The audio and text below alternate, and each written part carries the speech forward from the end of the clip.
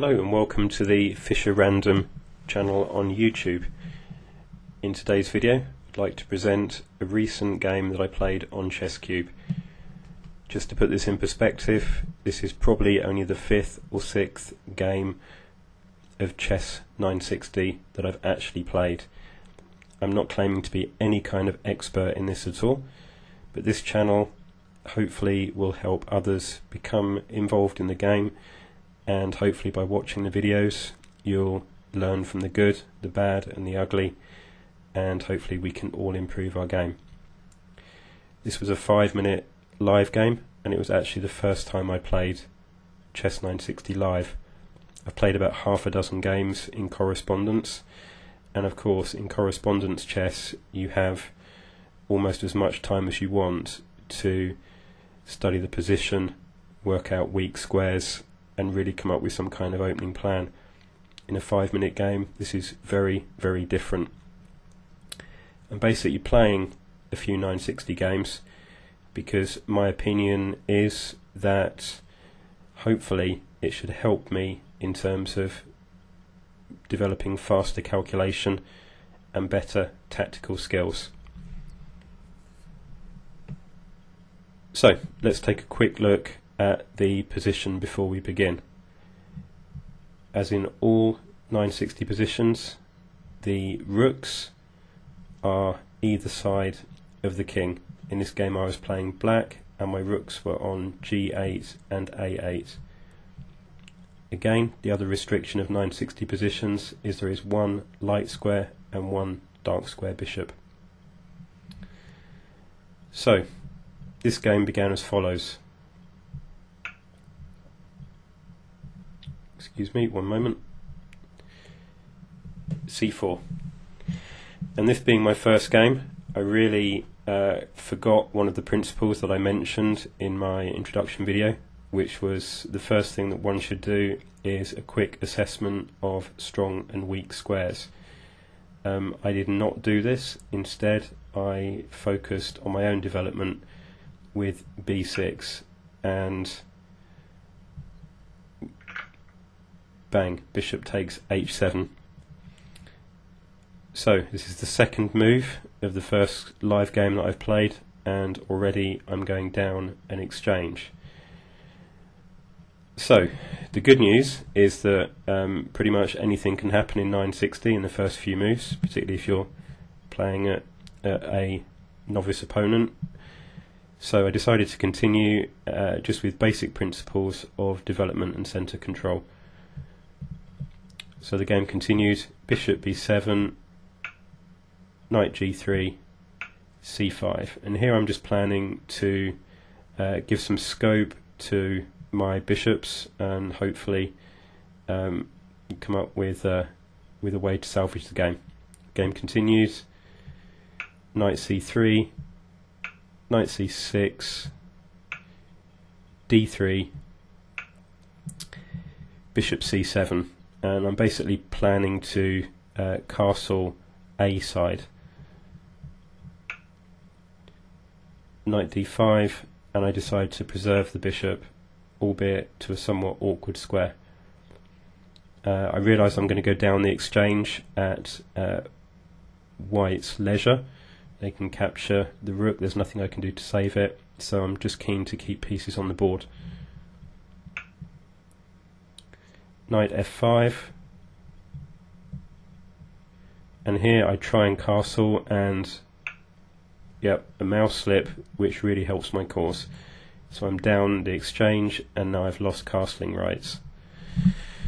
So this game continues with bishop takes g8, queen takes g8, a3, knight d4, and here I'm just going back to basic chess tactics regarding centralizing pieces, looking for opportunities for forks, pins and skewers. And here I'm hoping that my opponent is spending time working out how to redeploy their own pieces. So sure enough, bishop d3, and I play knight c2 check, and here I equalize in terms of the exchange. So, back in the game, which is fortunate considering how it began. So the game continues, bishop e5, and here I'm just looking to create a rather annoying pin on the b2 pawn, being pinned to white's queen. Knight takes e7, queen moves out of the way, f4, bishop retreats, knight f5, and here I decide that these two knights are too powerful and they're coordinating very well together, so I decide to snap off one of the knights, recaptures, and I artificially castle with king c7, d6 check, king b7, g4 and g6 to hopefully kick the knight.